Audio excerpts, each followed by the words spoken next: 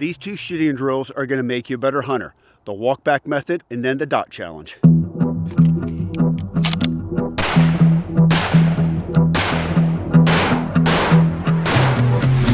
The first drill I'm going to show you is what I call the walkback method. We're here at 25 yards. We have a target set up, and I'm using the exact setup that I'm going to use in the field. So this is a tripod with a loop-holed saddle. I carry this everywhere I go, gives me a stable platform, but getting used to getting into position, getting the tripod at the right height, getting onto the scope the way I need to.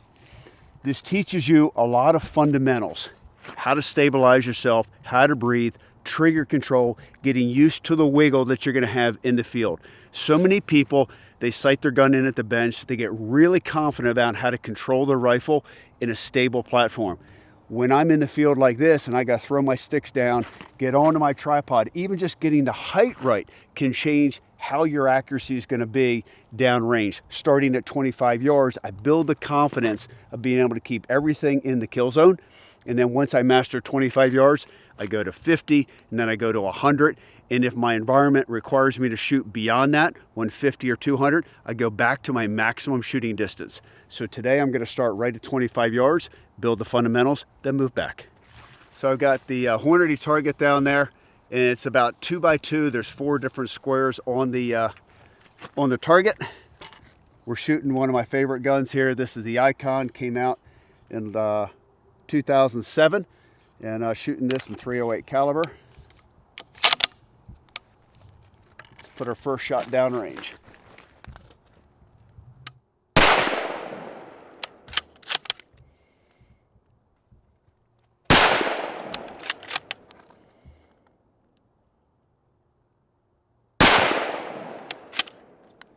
So you notice when I was shooting, I was running the bolt like I would in the field. So many people, when they shoot and they're in the field, they come off their gun, they try to look to see what they can do, then they may run their bolt and then come back onto their gun. In that amount of time, your animal could move, you can't get a good follow-up shot. It's not the proper way to address your target. So when I'm shooting here, I'm building the skills of firing, running the bolt, firing. So I got trigger control, I'm working on my stability, and of course I'm building this confidence and letting that crosshair wiggle and float. So as I'm starting to shoot faster, I'm still want to be on target, but I'm not as worried about being as precise as the first shot, because in my mind, the second or third shot, if I have to take them, the animal is moving. So this setup here builds a lot of confidence in shooting off of this platform, the trigger control of the gun, how the recoil feels in the gun. Because the ammo I'm using here is the ammo I'm going to use in my hunt. It's the same weight bullet, the same recoil, so I'm trying to replicate as much as I can. I'm going to walk down, look at this target. If I'm not confident on how I did, I'm going to repeat that drill until I do feel confident, then I'll move back. All right, I can see now. First shot, perfect. Then in my mind, the animal was moving to the left, and I shot my next 2 shots with him moving. That really wasn't the truth there, but first shot was good, but my follow-up shots, I'm running the bolt, trying to settle it, trying to get back on the target quicker. So again, at this distance, I feel very confident where those shots hit. So I'm gonna move back to 50 yards now, and the whole idea here is I wanna stay inside these white squares. So I was a little bit wide here, but when we go back to 50, now I know I need to slow down, take a breath, concentrate, because it's the bullet placement that kills an animal. It's just not getting as many rounds into the animal that you're thinking about. So this game is all about developing the skills and the discipline to keep them all inside that white square. All right, so now we've moved back to 50 yards. And again, feedback from the first round. First shot was fantastic. I need to slow down, take a breath, run the bolt just as quick as I did before, but just allow my shot to settle a little bit better.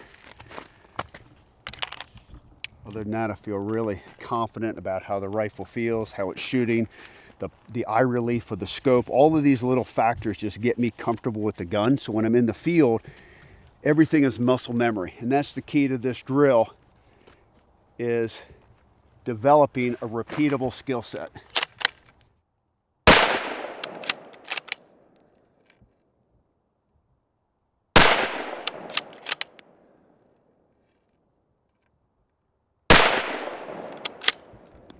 All right, that felt a little bit better. The last shot, it felt like it broke a little bit low. The other two shots, I felt like it was, you know, inside the red when it broke. Again, we've increased or doubled the distance, so any little bit of movement now has been amplified by 2 times, moving 50 yards back. But the gun's recoiling really well. I feel super stable here.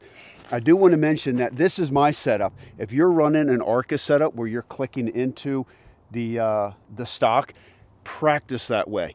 If you're just using cross sticks, right, and it's either a bipod or a tripod, use that. So whatever you're going to use in the field is what you want to replicate, so you're just used to how it feels, so it becomes second nature. I use this setup here because I glass off of it, and then when I go to hunt, I just put this saddle on it. But everybody has their own system, so make sure you practice how you hunt. All right, already I'm feeling better about how things are going. First shot, again, you can see where I hit here, just like I hit, and then second and third shot as I'm getting comfortable, and I feel that pressure of having to get on the target and shoot, get on the target and shoot. So first group size, you can see was opened up. Second group size is definitely getting tighter. But remember, I've also doubled the distance. So this group here would have been half the distance as I had stayed at 25 yards. So I still had one outside the white box. Now I'm gonna go back to 100 yards, shoot it again, and I'll probably stay there for several rounds to make sure I can keep it inside the white box. But as you can see, just a little bit of practice, trigger control, getting comfortable with the setup is already making me more effective in the field. Just getting used to a gun in the field makes all the difference. Putting the magazine in, putting the cartridges inside the magazine. You spend a lot of time, you spend a lot of money hunting.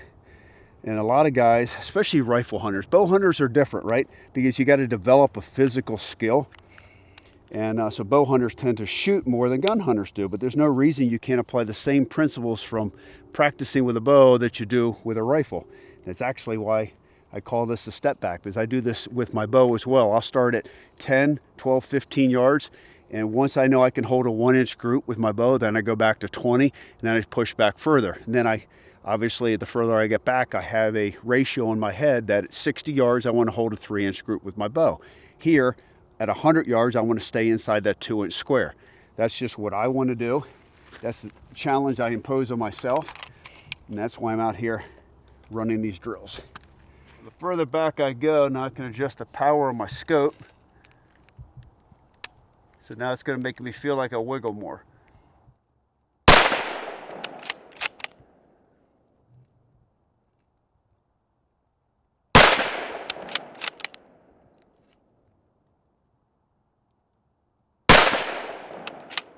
Now you could probably tell it took a little bit more time between the shots, because now at this distance I'm wiggling more. I also have more environmental conditions coming into effect.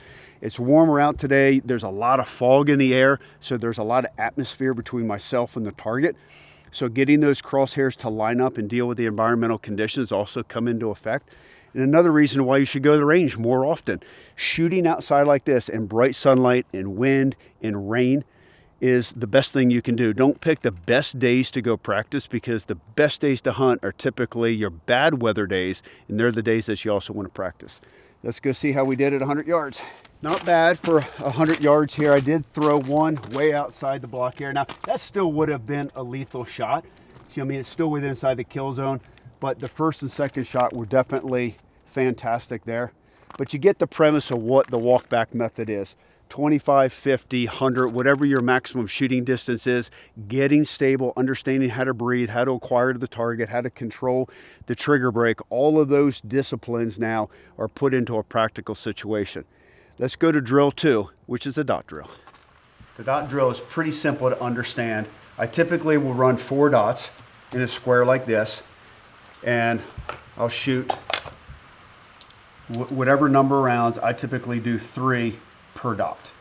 And you can put this target at any distance you want to for practice, kind of like the walkback method. If you want to start at 50 yards, then go to 100 or go to 200, that the idea here is you're developing the trigger control, the breathing, getting comfortable behind the gun, and it's just trigger time. But it's creating that discipline to try to get all your shots touching within that dot. Now, if I'm shooting at a longer range, so this is a 1-inch dot, which to me at 50 or 100 yards is completely practical. If I go to 200 yards, I'm going to run a 2-inch dot. If I'm at 500 yards, I may run a 6-inch dot. One, for site acquisition, and two, to give me that feedback to try to keep them all touching on this dot. So I know how this gun shoots. I feel pretty confident. I'm going to go right to 100 yards and show you how this dot drill works. So typically the way I do the pattern is I start in the upper right and then I just work clockwise. So 1, 2, 3, 4, 3 shots for each one of those dots. And every time I shoot, I'm going to get in the spotting scope. I'm going to get the feedback and understand, am I hitting a little bit right, hitting a little bit left? Where am I imprinting on the target? Because if the gun is properly sighted in, if the gun is printing one side, top, bottom, left, or right, it's how I'm influencing the gun. Too much cheek pressure, too much grip pressure. Then I can make those small adjustments form-wise when I go to the second dot. And hopefully by the time I've gone 4 dots, they're all inside the center. All right, upper right dot.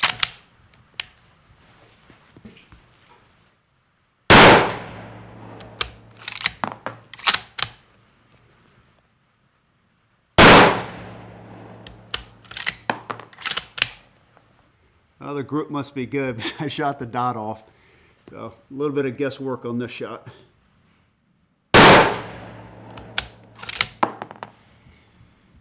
All right, let's see how we did. Not bad for actually the last shot as well. So first 2 shots, touching right where the dot was. The last shot I had to guess. What I did is the dots were in a square, so I just came up off the bottom, came off the left dot there, but I still have a solid 1-inch group. But the first 2 are definitely touching.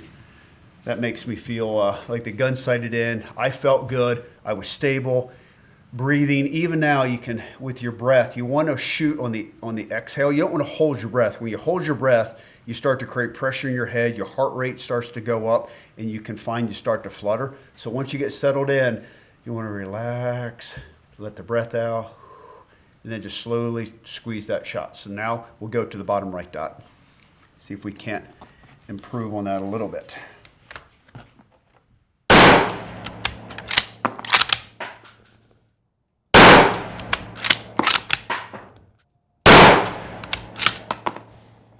All right, so that one, I was working on a little bit different skill, was shooting a little bit quicker, finding my ability to get on the target, breathe, trigger. The first round went really, really well. So I know the gun's shooting well, I'm stable. The second one, I just want to run the bolt, shoot a little bit quicker. Now I'm gonna go run the dot pattern on the lower left.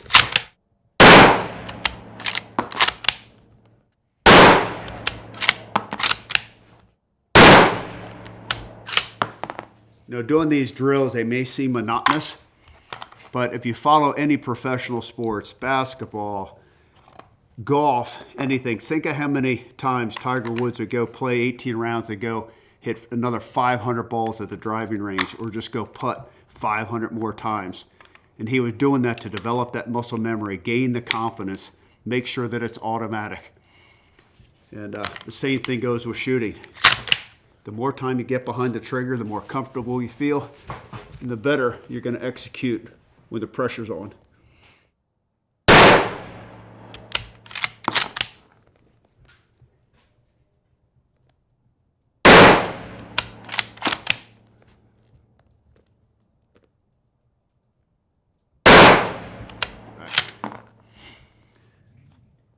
That went really, really well. The last group, you can tell, getting a little bit of left and right, and really the environmental conditions now with this fog from the snow, and of course the barrel's heating up, so I'm getting a little bit of mirage coming off the barrel mixed with the snow. Now it's causing me to look for the shot, and I can definitely feel the effect of moving left to right, because I come into the dot and I lose it, right? And then I come off the dot and it's just a little bit of left to right. So I know I can work on that skill set as well. So 2 great ways to develop your shooting skills. The walk-back method, where I'm shooting off my shooting sticks in environmental conditions, outdoors, and I'm developing that skill 25, 50, 100 yards or beyond. And then the precision of the dot skill, which is just trying to drill one single hole or shoot that group as tight as possible. But now I'm coming down to trigger control and breathing and sight acquisition. If you try those two shooting skills, those two drills, I promise you, you're going to be more prepared for your hunting season this fall.